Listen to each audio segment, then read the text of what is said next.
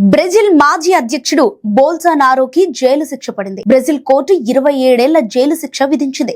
సైనిక కుట్ర కేసులో బోల్సోనారోకి జైలు శిక్ష విధిస్తూ కోర్టు తీర్పునిచ్చింది. 5 న్యాయమూర్తుల ప్యానెల్ ఈ శిక్షను ఖరారు చేసింది.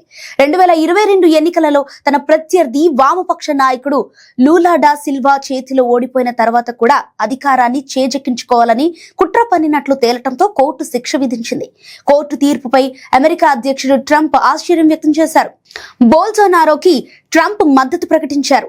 2022లో బ్రెజిల్లో జరిగిన ఎన్నికల్లో ఓటమి చెందిన బోల్సోనారోపై ఆ సమయంలో దేశంలో జరిగిన హింసాత్మక ఘటనల్లో ఆయన పాత్ర ఉన్నట్లు ఆరోపణలున్నాయి. దురాక్రమణకు దిగిన బోల్సోనారో మద్దతుదారులు రాజధానిలోని అత్యంత కీలకమైన భవనాలపై దాడికి తెగించారు. దేశ అధ్యక్షుడి అధికారిక నివాసం, కాంగ్రెస్, సుప్రీంకోర్టు ముందున్న బారికేడ్లను బద్దలు కొట్టి భవనాల గోడలెక్కి అద్దాలు, కిటికీలు ధ్వంసం చేశారు. ఈయనతో పాటు మరో 33 మందిపై అభియోగాలు నమోదయ్యాయి. దీనిపై సుప్రీంకోర్టు ప్యానెల్లో విచారణ జరిపింది. కుట్ర నిజమని తేలటంతో బ్రెజిల్ శిక్ష ఖరారు చేసింది.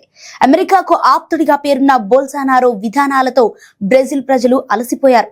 1980లలో నిరంకుశత్వం నుంచి బ్రెజిల్ బయటపడినా బోల్సోనారోకు సైనిక నియంతృత్వంపైనే మక్కువ.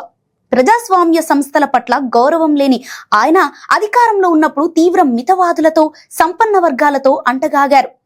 ఆ ప్రయోజనాలను వామపక్ష నేత, ప్రస్తుత దేశ అధ్యక్షుడు లూలా అడ్డుకున్నారు.